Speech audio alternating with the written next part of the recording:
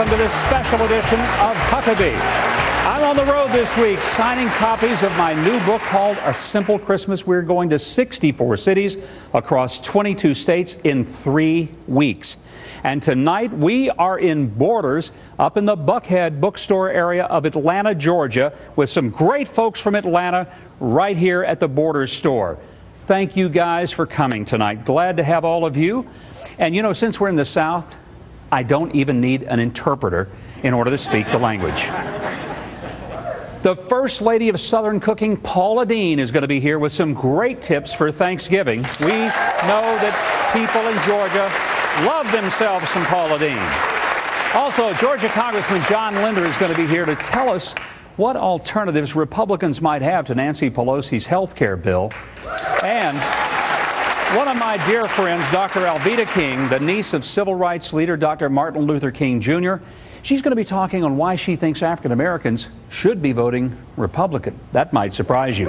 Great show lined up here from Atlanta tonight.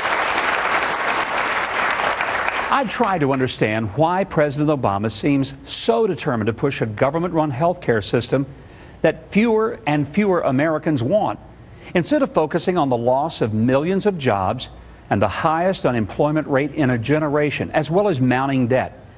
Now, why would he be touting a job-killing cap-and-tax energy plan when it would kill off many small businesses that are barely alive now? Why would he hesitate for months on a plan for Afghanistan when we have generals requesting troop enhancements and Americans risking their lives? Why would he keep pushing to spend more of our tax dollars in stimulus schemes that have done little other than provide political favors for Democrats in Congress? Well, one of my longtime policy advisors and friends suggested a reason, and I think she's right. This administration, in all honesty, is not focused on recovery, but redistribution. The main focus really is to spread the wealth around. That's exactly what Barack Obama told Joe the plumber, but we didn't realize the extent to which he really wanted to go. The health care proposals will redistribute health care from the elderly to the young, but the young are going to be forced to pay more to take care of the elderly. The cap and tax programs are going to redistribute energy and energy dollars around arbitrarily, and our foreign policy will redistribute world power so that our once strong and virtually invincible nation is about as potent as one of the European countries. The Republicans have an opportunity to contrast the difference between steps toward real recovery and steps toward redistribution.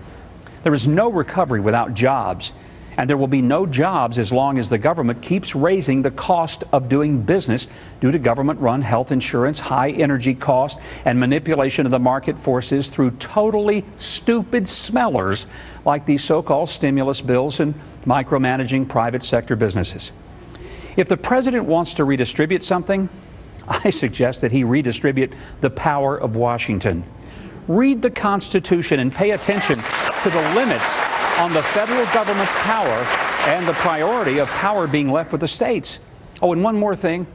If President Obama brings Khalid Sheikh Mohammed to New York for trial and gives him lawyers and taxpayer-funded rights that would include getting him lawyered up and then the idea of innocence until proven guilty, then Khalid Sheikh Mohammed won't be the only one on trial. President Obama and his administration will be as well. He will not only own the verdict, he will own the process.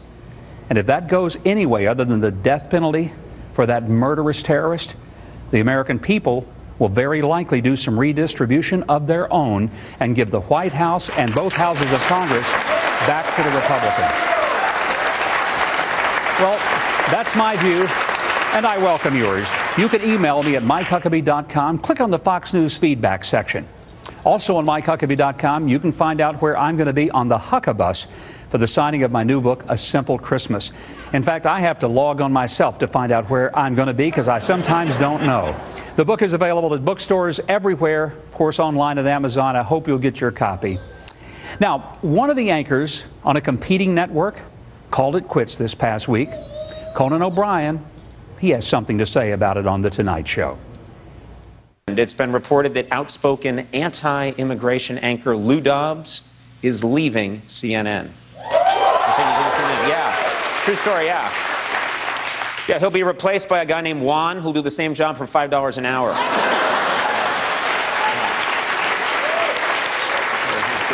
Well, it could be. Christmas is fast approaching, and a good book always makes a great stocking stuffer. Now, since we're here at Borders Bookstore here in Atlanta, why don't we pick some gifts for some politicians and celebrities who might can use a good read? So what we're going to do is this. We're going to take 3 people from our audience here today that's at the Borders store. We're going to ask each of them to pick the name of a newsmaker or famous person. Then we're going to ask them to search the whole store. They can find a book that would be the perfect Christmas gift for the person that they choose. For example, a nice gift for Speaker Nancy Pelosi, who's the Speaker of the House, who just strong-armed the passage of a health care bill, might be this book, We Are Doomed.